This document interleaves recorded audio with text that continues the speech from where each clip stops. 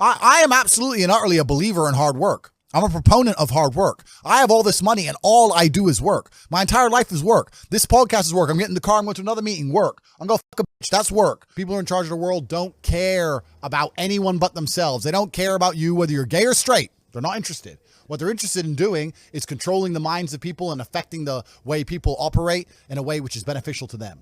I don't want to get too political on this podcast and say what they're really doing because the video will get taken down. Once you get to a certain level of incomes and wealth, everything becomes free. And that's what I'm like now. I don't know the price of anything I eat or buy. If it's not a house or a car, even most supercars, G, I don't even know. Most recently, there was allegations, right? Yep. To do with human trafficking and stuff like that. Oh, we'll talk about that. For every dollar you make, for every pound you take, you took it from someone else. You don't make money, you take money. You're not the Federal Reserve. You can't create money from thin air. Every single pound in your bank is money you took from someone else. Who is the real Andrew Tate? It's a good question. What's going on, everyone? Welcome back to the CEO Cast, the #1 place for showcasing business and entrepreneurship. Now today, you lot are in for a special episode. I'm with the 4-time kickboxing world champion, the top G, Mr. Producer, the one and only Andrew Tate himself. Come on, let's get a round of applause for that one. Come on, people. Bro, I'm very happy with that. I'm very happy with that introduction. Thank you very much. Yeah, you included the top G and everything. I'm happy with it. You got it, bro. You got it. What are you saying? How's your day going? It's going good, man. I'm breathing, which is a good start. You know, surviving on the breadline, you know, getting the bills paid. I'm doing all right. Especially in London where, you know, things are hot all the time. Yeah, like things are hot. Yeah, the world's kind of getting like that for me now. Ever since I conquered TikTok, I can't go anywhere. Yeah. Everywhere I go, it's just, hey, it's top G. And some people love me. Some people hate me. Yeah. You know, and in certain parts of the world, that's not a big deal. In other parts of the world, I'm a bit on edge. So. How long would you say you've been conquering TikTok for? Like, how long? Because it seems like you kind of spawned out of nowhere, almost. I put a plan together to conquer TikTok 4 months ago. Yeah. And I've now completed my conquest. Yeah. So, bro, done. So I conquer TikTok faster than the nation states conquer countries, bro. Four months, I put a plan together, boom, done. Now it's mine. I own it. Finished. Didn't spend a penny. Didn't spend a single penny on advertisements. I don't even have a TikTok account myself. Yeah. I just put a plan together. We made it happen, and it's done. So. I want to get to that plan later on because from what I've thought, I haven't asked you directly. I'm going to ask you on this podcast, but it seems like a genius strategy. I think I know what it is. Yeah, I'd like to say I know what I'm doing, right? Yeah. I must be doing something right. Yeah. Because life seems to be going pretty well. So we put the plan together and then we executed it. And a lot of the time, it's not just the plan; it's the execution and the tenacity behind the execution. Yeah, we were tenacious, like we always are, and we moved with speed and we got it done. Before we get into it, make sure you subscribe and set the bell notification to all so you never miss a single episode. You know what? This is why I wanted to get you on, because a lot of things that you say, a lot of clips that I see, resonate with me. Like, you see this your typical motivational speech, that shit don't motivate me. I'll be honest. There was a speech I remember about how much you want to succeed if you know, something to do with breathing. This guy called Eric Thomas. That shit, I remember everyone was like, that's so motivational. It didn't hit me. I'd rather have Andrew Tate call me a brokey, call me a wagey. Actually, I'm not wagey, but I'd rather that shit motivates me. Well, you know what I mean? and that's the thing about the way I talk and the things I say. Some people find it inspirational, and some people are upset by it, and their ego prevents them from learning from it. Yeah. But it's the kind of people who are really genuinely upset by what I say are the kind of people who can't truly learn anything and become successful in life. Yeah. I obviously know what I'm talking about to some degree, right? So if Mike Tyson walks in here and tells you he's going to teach you how to box, and says, you can't fight, you're a pussy. If that upsets you, then you can't learn, right? It's Mike Tyson. Just shut up and listen. Yeah. If someone, Richard and me, comes along and says, Andrew, you don't know shit, you're a dumbass and you're a brokey, I'm going to sit there and go, okay, maybe I am a brokey, Elon. Tell me something, right? I'll listen. But if you're going to sit there and go, don't call me names and not listen, you're never going to get anywhere, right? You don't become the master unless you're very, very good at being a student. And I've always been very, very good at knowing when to shut up. But I've got to a point in my life now where I don't have to shut up ever. So I don't. How long would you say you were a student for? That's interesting. Yeah, I'm still a student of life, right? Nobody knows everything. And there's still a lot of people who I respect and will always respect and always am quiet around and treat with absolute respect. But I've been learning for a very, very long time. I've always been very, very observant, trying to pay a lot of attention. And life really doesn't have to be that complicated. When you see somebody that has something you want, you just got to try and work out how they got it. Yeah. And that's the missing part. Most people see people with things they want and they don't do the second half. They don't try and work out how they got that thing. Oh, my man has a Ferrari. Okay. I wish I had a Ferrari. Okay. They don't sit there and go for an hour. How did he get a Ferrari? It doesn't cross that part is the part they don't want to do, right? They just go, oh, here's a Ferrari, wish I had a Ferrari, and they go back to TV. Yeah. And that's why they lose. You know what? Here's where I want to start, because I feel like this point here is probably the point of which your whole life revolves around, right? I want to say, in my opinion. And that's the Matrix. Yep. Yeah. I want you to kind of break that down and explain it, because obviously I'm assuming you get the name from the film and the whole, what the film's about. Yep. But if you have to relate that to your life and life in general, what exactly is the Matrix? When I talk about the Matrix, I'm talking about the systems which have been created by society, which are deliberately designed to enslave. In the movie, the Matrix were used for our body heat, but here in this Matrix, we're used for our efforts and our energies. And you're existing inside of a system which is deliberately rigged to make the rich richer and for the poor to stay poor. Yeah. And you can sit there and get upset about it. You can sit there and cry about it and say the system needs to change, which is what some people do, socialists, XYZ. But I know that's a waste of time, right? That's futile. The best thing to do is to understand the rules of the game and find a way to win. So yes, the game is rigged. Yes, the rich are always going to get richer. Yes, the poor are always going to struggle. And that's the way the game is set up. So you still need to find the best move on the chessboard. There's no point sitting there saying, I want to play a different game, because that's never going to happen. Because the people with the money are the people who have the control and they have the power. And why would they have the game set up any other way? Why would they change it? Right? It's also the basic of economics. I think a lot of people don't understand the true basics of economics. And the basics of economics state that even giving money to the poor, it ends up back in the hands of the rich. There's no way to stop the rich getting richer. I've already explained this before, but I remember during COVID when they did the stimulus checks and they passed out all this free money to everyone, 1,000. In England, they gave a lot more money, but in America, everyone got like $1,400 each and everyone was happy about it, saying, oh, he's giving money to the poor. Yeah, but what do those poor people spend that money on? Amazon stock tripled because they all went to Amazon. So Jeff Bezos got richer, right? But the fact is that there's less companies than there are people. All those $1,400 checks amongst all those people at the bottom ended up in the hands of a few companies. And the rich got richer, and you can't stop it. Doesn't matter if those people invested their money. Doesn't matter if they bought stocks. Doesn't matter if they bought a crypto. Doesn't matter if they bought a house, whatever. The people who have the assets and have the companies and have the control are always going to end up getting control of the currency, and they're always going to be richer. So that's kind of how it works. And it's getting worse and worse. It's have-nots and have-yachts. I think it's all about being opportunist, right? Because there's a lot of crypto people here right now. And I remember you was on your video or something. Crypto was at a point where it was like £3,000. So what's that, about $5,000? I want to say something like that. I think more or less everyone here bought some. Yeah. But the whole general public thought it was going to shit. Yeah. And the opportunity there, no one grabbed it. Yeah, and that's another thing about opportunities, right? Because you have to be positioned to take advantage of opportunities. Yeah. It's like in chess, they say good moves come from good positions. It's true. You can't find a good move from a terrible position, right? If you're sitting at home with no money, it's hard to invest in Bitcoin at $1. Doesn't matter what it goes to, right? You got to be in a good position to take advantage of things. So you've always got to be in a position where you have a good network, you have good information, you have some kind of liquid money, you have the ability to survive without that money, you can take a risk. Like, it's hard to set yourself up. I'm in a position now where I'm in the NBA. I'm an NBA player. I can never go broke again. So it doesn't matter, right? Once you're in the NBA, I can throw $1 million at something. It doesn't matter if it works or not. So for me, it doesn't make a difference. And that's why it's so much easier. They always say the first million is the hardest, and they're completely right. Once you get to a certain point, you can gamble to a degree, right? Well, doing my research and stuff, you haven't always been a multi-millionaire, I want to say probably near billionaire level or something like that. So when did you clock all of this? When did you find out this side of life? I always knew that the Matrix existed, and I always knew that the traditional systems and From what age did you know? Say again? From what age did you know? I always knew. Okay. I just knew. Even when I was going to school and they're sitting there going, you're not going to get a good job if you don't get good grades. I was the one sitting there going, you're a liar. Shut up. I just knew the teacher was lying. I knew school was bullshit. I knew college was bullshit. I knew university was a lie. I always knew it was a trick and a con. I didn't truly understand things to the level I understand them now. But I had an intrinsic understanding, and I think everybody does. If you're in a gas station and it's 3 a.m. and a Lambo pulls up and a guy gets out of it, you're thinking criminal, drug dealer, gangster. Yeah. You're not thinking, he has a uni degree. Because you're not going to think that. So when you see money, people don't even associate the money they see with university. But then they go, I want to make money, so I'm going to university. It doesn't make sense. It doesn't make sense at all. So I think everybody knows that the system and the path they lay out for you is not a path that's going to lead to where you want to be.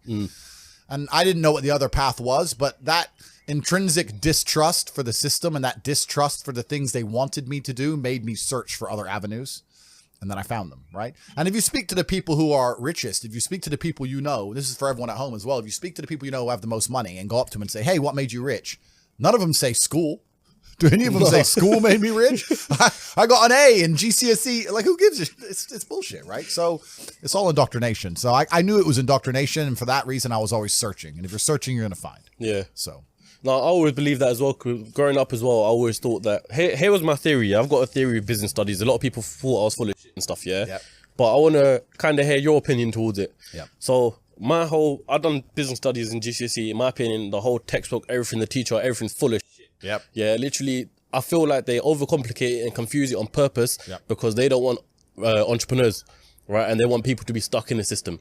People said I'm full of shit because of that. No, I know exactly what you're saying, but they teach you things that the problem is as well, it's difficult because the way that humans work and the way that we've evolved as a species is that we don't really learn lessons unless they're learned the hard way. Yeah. I believe that unless a lesson has taught the hard way, you're not going to learn it. You can have so many near misses and people won't learn their lesson. Bro, you must know a guy who goes out there, nearly crashes his car, doesn't slow his ass down till he wrecks it. Yeah. Like, this is how people are, right? So you need that pain for the lesson to sting enough to really genuinely go inside of your mind. And it's the same with everything. It's the same with driving a car or business. Truthfully, if you want to learn a lesson about business, you're going to have to suffer at some point, right? So we always say that most people are not successful with their first companies, X, Y, Z, blah, blah, blah. I get that. The truth is there's a lot of people who make a lot of money with their first company, but they just spunk it, act an idiot, and it all blows up in their face. And that's how you get the discipline on your fourth company, that when you have $3 million in the bank, you just leave it there.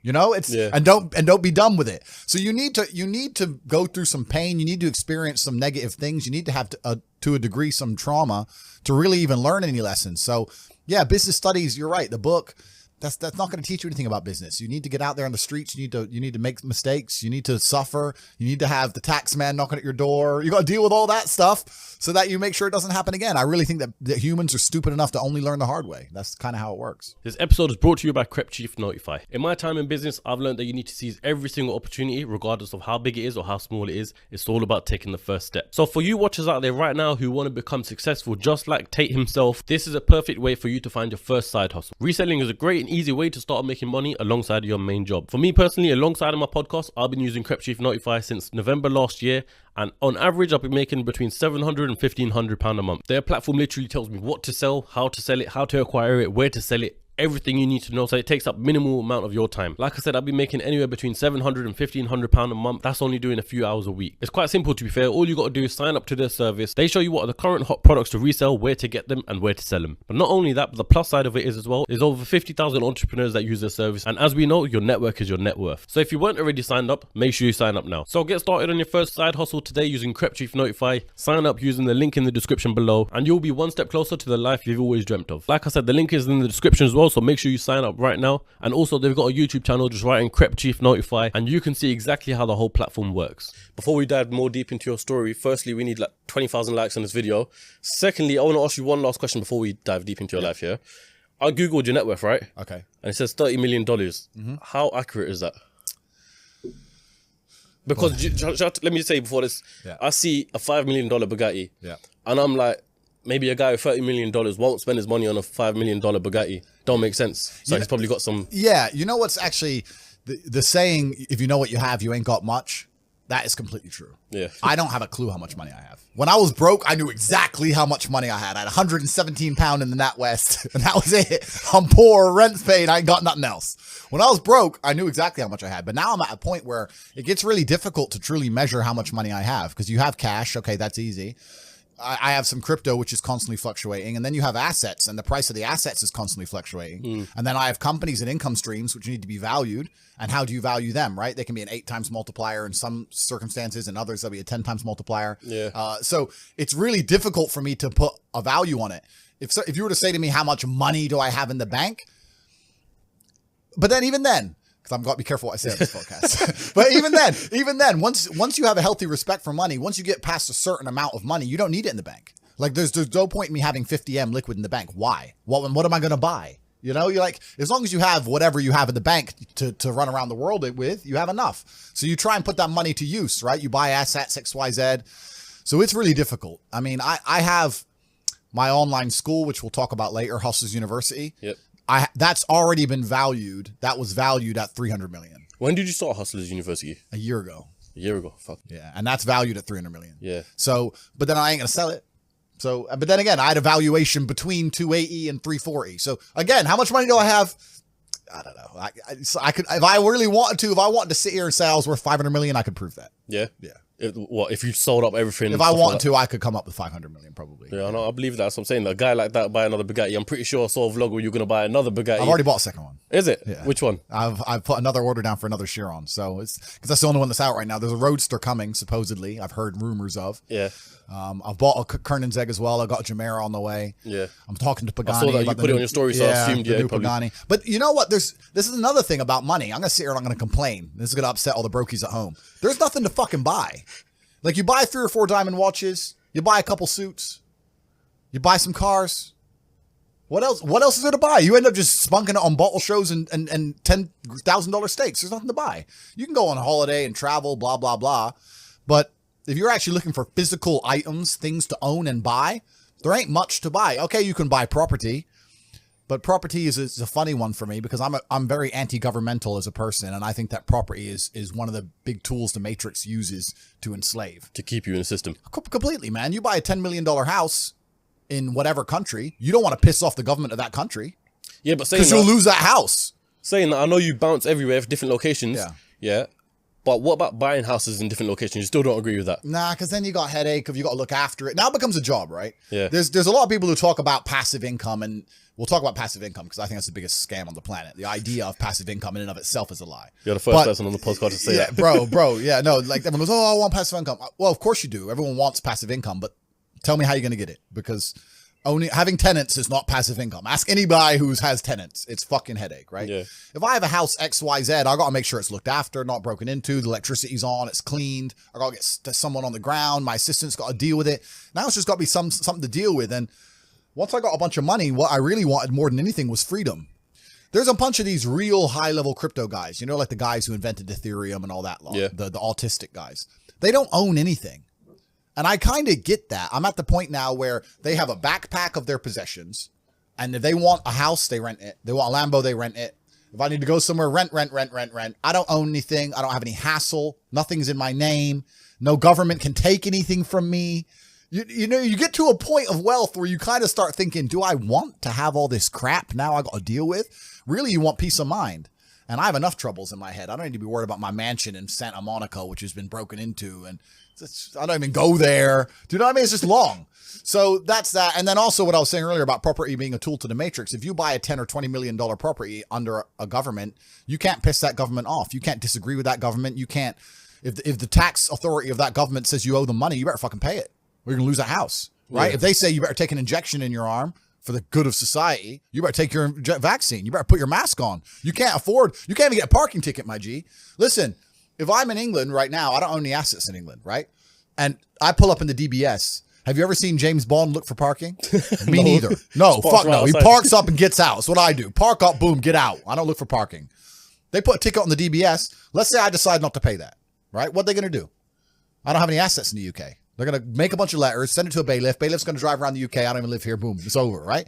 If I had a 20 million pound house, eventually it's going to go, the 60 pound becomes 120, 120 becomes 240. Yeah, bailiff comes, $2,000, $3,000, boom, boom, boom. Gets to the point where they're going to take my 20 million pound house off me. Maybe it takes 3 years, but they will, over a parking ticket. So by buying that property, you're now giving you're giving the government a way to hurt you. You're giving them a leverage over you. And I'm at the point of wealth now. I have enough hidden money where I don't want any government to have any leverage over me. I want a government to say, Andrew, we don't like you. And me say, get fucked. Safe. All right, I won't come then. Bye. And that's the problem with property. Property is a tricky one. I know you can make money with it, but you have to understand that they'll use it against you, man. It's a leverage. So, but let me ask you though. I completely understand the whole concept of coming out of the Matrix and stuff. Yeah. But for what reason? Like, what's the end goal? Like, where do you see your life in terms of in the future? I'll tell you why. I always knew I wanted to escape the Matrix before I escaped it. And let me tell you why.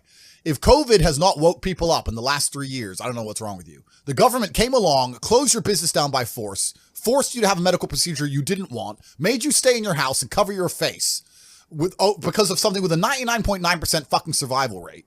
They come along and literally broke every single rule. They broke the Geneva Human Rights Convention. Every single law that they wrote themselves, they just broke them all under the guise of safety. More people committed suicide from mental health issues, or more people died from missed doctor's appointments for real diseases because of this crap. They came along and did it because they were told to by someone above the government, because the government's not even in charge of anything. And now they've gone back to normal. Everyone thinks they're not going to do it again for some other reason. You think across the next 30 years they're not going to come back with some new shit? Fuck them. Next time, when they come along with this crap, I'm out. I'm bouncing. See ya. When they did this, I went to Sweden. Sweden was open the whole time. Yeah. Sweden never locked down. I was in clubs in Stockholm while everyone else was here locked in their houses clapping for the NHS like a jackass. I was in the nightclub. No masks, no vaccine, no lockdown, nothing. Running around with Swedish chicks. So I just run to freedom, right? But if I had, let's say, a big property within the UK, I can't just say, fuck the UK. Yeah. So once you escape the matrix and you try and find a way to get your wealth outside of the system, then you can exist geographically anywhere. And once you can do that, then laws don't really apply to you. If they made a law in the UK I was unhappy with, I'd just leave. And if they made a law in Romania where I live I'm unhappy with, I would just leave. I don't have to be a lawbreaker. I don't have to be a criminal. I'll just go somewhere else, right? So property kind of ties you down, things tie you down. And if you look at the real high levels of wealth, if you look at the billionaires and stuff, they're trying to do the same thing. They don't own anything. They have a share in a company which owns a shell company in the Cayman Islands, which owns this subsidiary of a company in Dubai, which owns a boat that they can use. Yep. It's that Aikido. It's the same thing. Get out of the matrix. That's what everyone's trying to do, right? You know what? I was going to ask you this later on in the podcast, but it seems like a good time to ask you now, yeah? You obviously, I wanted to initially do this podcast in Romania. I thought it'd be sick coming to your house. Yeah. You know, but every time you try to arrange something, you're on a jet flying off somewhere else. Yeah. Next places everywhere. So I thought, you know, while you're in the UK, we'll do it here. But what's your reason for moving to Romania? And do you own the house in Romania then? Yeah, so the house in Romania is owned by a subsidiary of a shell company, et cetera, et cetera, et cetera. We'll leave it at that. Yeah. But and I moved to Romania because it felt more free than the UK in certain aspects. And it is. In certain aspects, it's certainly more free. You're always, as an individual, you always have to make a trade-off. And the trade-off is usually between laws and the strength of the government and the judicial system and your safety, right? This is the usual trade-off. So Dubai, which I love and I spend a lot of time in, the judicial system is extremely harsh. The laws are extremely harsh, but it's very, very safe. I'll accept that trade. If you give me a powerful government and a powerful police force, but you give me my safety to wear a $5 million watch, I'll take that all day. But you have countries like America and England where the judicial system and the police are dangerous and they can mess you up at a whim, but they don't even give you your safety. So now I have to be scared of the cops arresting me for no reason and the criminal killing me. So they don't even give me a fair trade-off. So in my view, if I'm going to live in a country with a strong judicial system and a strong legal system, I want them to provide me my safety on the street and the safety of my family. And if they don't do that, I don't see why they're seen as so strong. There's countries in Africa and Southeast Asia, et cetera, where the judicial system's a joke. Then fine. The streets aren't safe. The police ain't doing their job. That all makes sense to me, right? But when the police are going to come along and mess you up for not wearing a mask or catch you for speeding and wreck your life, but they can't even offer you safety, then fuck them. So I decided to move somewhere else. And there are countries in the world where there's a really interesting, delicate balance of a government and a police force which are not strong. And when I'm saying that, I'm not saying I'm breaking the law. I'm not saying it in that way. I'm saying that minor infractions or tiny things I'm not going to be persecuted to the end of earth I would in the UK for a parking ticket. Yeah, it's mad because they literally say in the UK all the time, people get caught more for speeding and shit like that than people getting caught for stabbings. 100%, right? And this is what I even said. Like in Romania, you don't get parking tickets. You just fucking park. You just dump the car, nobody gives a shit, right? So it's just a different way of life over there. But at the same time, Romania and a few other countries in the world, a lot of them are in Eastern Europe, they have a strong morality because they're very religious countries. So although the police are not seen as a strong police force, they're not like the English police, they're not as well funded, they don't have as fast cars, whatever. Yeah. It's actually very safe because people just have a different view of life. Yeah. So it all adds up. So I moved there purely for small things, bro.